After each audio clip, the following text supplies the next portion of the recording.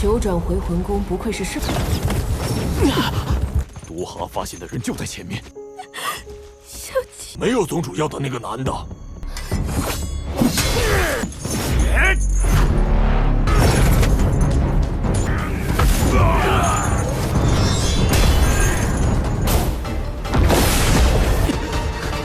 你怎么样？杀崔邪。让你别乱跑嘛。Halo kalian semua, selamat datang di channel Donghua Master. Bagaimana kabar kalian semua? Mimin harap kalian semua baik-baik saja. Dan pada video kali ini kita akan melanjutkan alur cerita dari serial Donghua Apotheosis episode ke-101. Dan sebelum kita masuk ke cerita terbaru, mari kita sedikit mengingat cerita sebelumnya. Yang dimana pada cerita sebelumnya Luo Zeng telah dijodohkan oleh Xiaoqing, tetapi mereka berdua sama-sama tidak mau. Tetapi di saat itu Chu Xie telah sampai di tempat mereka untuk mengincar Xiaoqi, yang dengan segera Luo Zeng dan juga Xiaoqi disuruh untuk segera kabur, sedangkan kakek Xiaoqi dan juga ayahnya bertarung melawan Chu Xie. Sayangnya dalam pertarungan tersebut mereka berdua tidak mampu untuk menghadapi Chu Xie, membuat Xiaoqi tertangkap oleh Chu Xie dan hampir tubuhnya Xiaoqi bersama dengan tubuh kakaknya Ao Xiang diserap kekuatan spiritualnya oleh Chu Xie. Untungnya di saat itu diselamatkan oleh Luo Zeng, dan kakek serta ayahnya Xiaoqi kembali lagi memberikan waktu kepada Luo Zeng dan juga Xiaoqi untuk kabur. Tetapi sayangnya mereka berdua bukan tandingan Chu Xie, yang membuat mereka berdua kehilangan nyawa mereka pada pertarungan tersebut. Sedangkan Luo Zeng bersama dengan Xiaoqi masih dikejar oleh Chu Xie, dan itu merupakan inti cerita pada cerita sebelumnya. Kalau gitu pun sekarang langsung saja kita masuk ke bagian cerita terbaru. Cerita ini berlanjut dengan kita diperlihatkan dengan para anggota dari sekte awan yang sekarang mereka menghadapi para pasukan monster dari sekte demon, yaitu dengan di sini adanya Hong Huang bersama dengan Hua Tiaming yang melawan mereka. Hong Huang maju menggunakan pisau, sedangkan Hua Tiaming menggunakan kekuatan petir, sedangkan Pei Tianyo menggunakan kekuatan divanya untuk melindungi para pasukan dari sekte awan putih. Pei Tianyo, Hua Tiaming dan juga He Huang maju untuk melakukan penyerangan balik, tetapi di saat itu anggota dari Istana Dewa mengeluarkan serangan dari teknik jiwa, membuat jiwa dari Hua Tiaming, Pei Tianyo dan juga He Huang jiwa mereka keluar dari tubuh mereka. Mereka bertiga sangat kaget dengan hal ini karena mereka bertiga tidak pernah mengetahui kalau anggota dari sekte demon memiliki teknik jiwa. Dan lalu pun anggota dari Istana Dewa berniat untuk mengangkat jiwa mereka bertiga ke atas langit untuk melenyapkan mereka semua. Untungnya di saat itu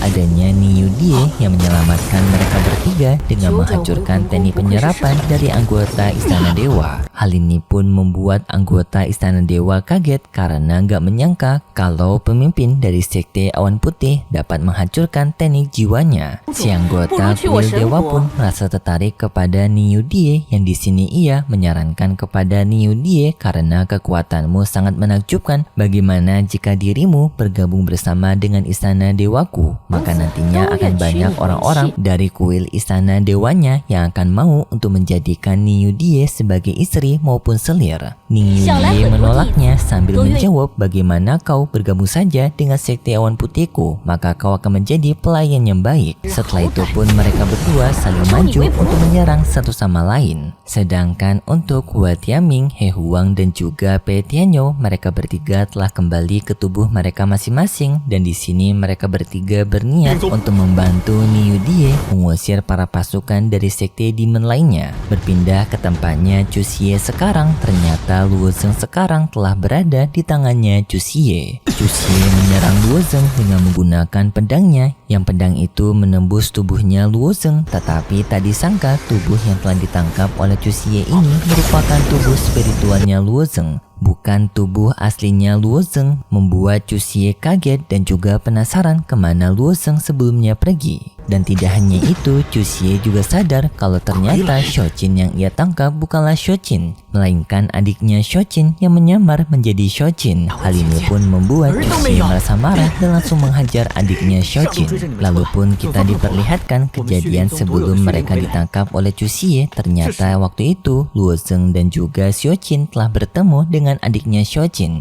dengan adiknya Shojin yang membawa boneka spiritual dari keluarga Xinya yang dapat meniru bentuk dari orang lain. Yang di sini Shojin memiliki ide untuk membantu mereka berdua, yaitu dirinya akan mengalihkan perhatian Chu Xie, sedangkan Luo Zeng diminta untuk segera pergi ke sebuah tempat yang merupakan tempat rawa yang bernama Rawa Yunmeng. Diyakini kalau Shojin di sana akan selamat dari kejaran Chu Xie. Sebelum perpisahan itu, awalnya Luo Zeng tidak ingin membiarkan adiknya Shojin seperti mengorbankan dirinya sendiri demi mereka. Namun adiknya Shojin tetap teguh pada pendiriannya dengan ia yakin kalau apa yang akan ia lakukan merupakan sesuatu hal yang benar untuk kebaikan dari keluarga Xinya. Dan juga ia berharap kepada Luo Zeng serta sekte awan nantinya dapat memberikan balas dendam kepada Chu Xie dengan memusnahkan Chu Xie nantinya. Kembali kepada Chu Xie yang masih kesal kepada adiknya Suechin, ia pun menghajar adiknya Suechin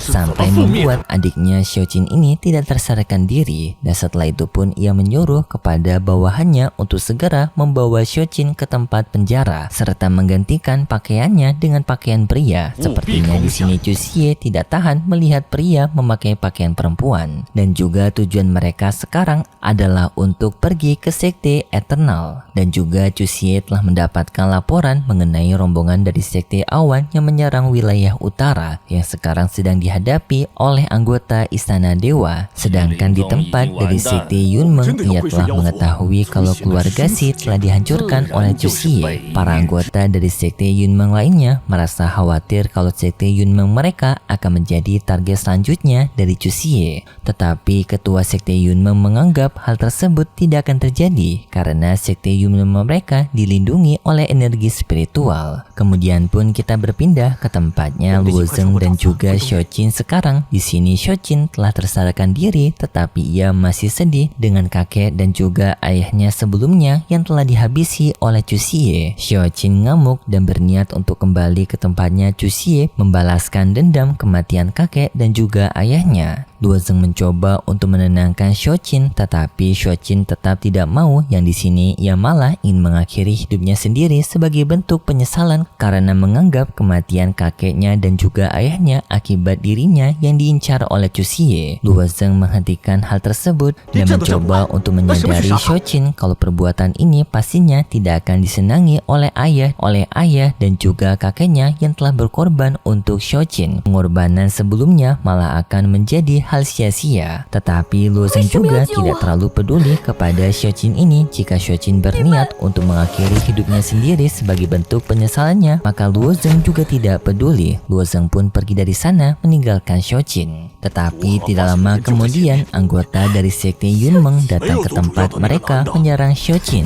Shojin menghentikan serangan mereka, tetapi serangan lanjutan kembali muncul menyerang Shojin, yang untungnya di saat itu Luo Zeng datang menyelamatkan Shojin. Terjadi pertarungan antara Luo Zeng melawan para anggota dari sekte Yunmeng ini, tetapi dalam pertarungan tersebut tampak Luo Zeng sepertinya sedang berada di kondisi yang cukup sulit karena ia tampak terluka. Shojin menyadari hal tersebut, ia pun berniat untuk membantu Luo Zeng dengan menyuruh kepada Luo Zeng untuk pergi duluan, sedangkan dirinya sendiri akan menghadapi para anggota sekte Yunmeng ini. Lalu Shojin bertarung melawan anggota sekte Yunmeng, tetapi kekuatan dari anggota sekte Yunmeng sangat kuat membuat Shojin terpojokan. Luo Zeng pun dengan segera menyuruh kepada Tianchong untuk keluar menyelamatkan Shojin. Tianchong menerima perintah itu, ia dengan segera keluar menyelamatkan Shojin dengan bertarung melawan para anggota sekte Yunmeng tersebut, yang hanya dengan sekali serangan Tianchong dapat mengalahkan mereka semua. Setelah itu Tianchong membawa Shojin ke tempatnya Luo Zeng kembali sekali, yang setelah itu Tianchong kembali ke tubuhnya Luozeng. Bagi Mimin pemandangan ini cukup menarik cuy, karena ngelihat Tianchong bekerja sama dengan Luozeng dan juga menuruti perintahnya Luozeng cukup cute cuy. Karena sebelumnya kita tahu kalau Tianchong ini orang yang menyebalkan dan juga orang yang dibenci Luozeng banget. Tetapi sekarang jadi orang yang penurut dengan Luozeng. Setelah itu pun Luozeng dan juga Shojin pergi ke tempat yang aman. Di sini ternyata kondisi tubuhnya Luozeng yang sebelumnya lemah karena ia ternyata telah terkena racun dari para anggota sekte Yunmeng sebelumnya, dan di sini Luozeng berniat untuk memurnikan racun tersebut menggunakan segel naganya. Luozeng meminta kepada Shojin untuk menunggu dirinya dan Shojin menerima hal itu. Sambil menunggu Luozeng yang memurnikan racun di dalam tubuhnya, di sana Shojin tampak menemukan adanya sebuah harta obat, yaitu sebuah rumput ungu. Sedangkan ketua dari sekte Yunmeng sekarang ternyata ia sekarang mengawasi Luozeng dan juga Shojin. Ketua dari sekte Yunmeng ini tampaknya tertarik kepada Luozeng karena ia merasa kekuatan yang dimiliki oleh Luozeng dapat membantu mereka menghadapi Chu Xie. Tetapi sekarang Luozeng mengalami luka vital yang membuat ketua sekte Yunmeng merasa khawatir. Dan tidak lama kemudian kapal dari Chu Xie telah sampai di tempat dari rawa Yunmeng ini, membuat ketua Yunmeng merasa semakin terpojok. Dan setelah itu pun ketua Yunmeng ini pergi ke tempatnya dari Chu Xie untuk berbicara kepada Chu Xie. Ternyata di sini ketua Yunmeng merupakan bawahan Chu Xie. Ketua Yunmeng memberikan hormat kepada Chu Xie, tetapi Chu Xie langsung meminta kepada Tua Yunmeng langsung to the point di mana Luozeng sekarang. Ketua Yunmeng menjawab kalau Luozeng sekarang telah terkena racun dari wilayah rawa Yunmengnya, yaitu racun yang berasal dari katak. Ternyata katak-katak yang berada di rawa Yunmeng ini merupakan katak-katak beracun. Tetapi di saat ketua Yunmeng memberitahu lokasinya Luozeng, tiba-tiba saja Luozeng menghilang dari tempat sebelumnya, membuat Chu Xie marah kepada ketua Yunmeng karena menganggap ketua Yunmeng telah mempermainkan dirinya. Chu Xie pun memberikan tekanan kepada ketua Yunmeng. Ketua Yunmeng meminta maaf atas kecerobohannya dan ia berjanji kalau ia akan bisa untuk menemukan Luozeng karena tidak mungkin Luozeng bisa keluar dari rawa Yunmengnya dalam waktu yang dekat. Chu Xie memberikan kesempatan kedua kepada ketua Yunmeng, tetapi jika nanti setelah Fajar masih belum menemukan keberadaan Luozeng, maka Chu Xie akan memberikan hukuman kepada ketua Yunmeng yang sangat berat. Ketua Yunmeng menerima perintah dari Chu Xie. Sedangkan di tempatnya Luozeng menarik Shojin yang sebelumnya Shojin menarik rumput ungu. Yang posisi ini sangat awkward karena sebelumnya Luozeng jelas-jelas menolak Shojin, tapi sekarang malah mereka berdua jadi dekat. Shojin memberitahu kalau rumput ungu ini memiliki khasiat obat yang cukup mutakhir. Yang di sana juga Shojin mencicipinya sebagai bukti kalau rumput ini bukanlah rumput beracun. Sedangkan di dalam tubuhnya Luozeng, Tianchong dan juga You Yue, mereka berdua sedang membicarakan hubungan Luozeng dan juga Shojin serta rumput ungu ini. Pemandangan yang sangat mengharum sekali, dan juga Tianchong menggoda You Yue dengan mengatakan kalau rumput ungu itu juga memiliki khasiat yang bagus untuk You Yue. Setelah itu pun Luozeng memakan rumput ungu itu yang seketika memberikan reaksi kepada Luozeng. Cukup gila sekali Luozeng ini karena mengharumnya sangat-sangat ketara. Banyak banget cewek yang ia milih, mengharumnya terasa sekali berbeda dengan Ye Chen. Karena walaupun Ye Chen juga mengharum, tetapi sebenarnya Ye Chen tidak suka dengan situasi itu. Berbeda dengan Luozeng yang kayaknya ia nyari-nyari kesempatan. Tetapi kayaknya ini merupakan titik jual dari serial Donghua Apotheosis. Dan karena ceritanya telah bersambung, kalau gitu pun terima kasih buat kalian semua yang sudah menonton video ini sampai akhir. Jika kalian suka dengan video kali ini, bisa beri like serta subscribe, dan sampai jumpa di video selanjutnya. See ya!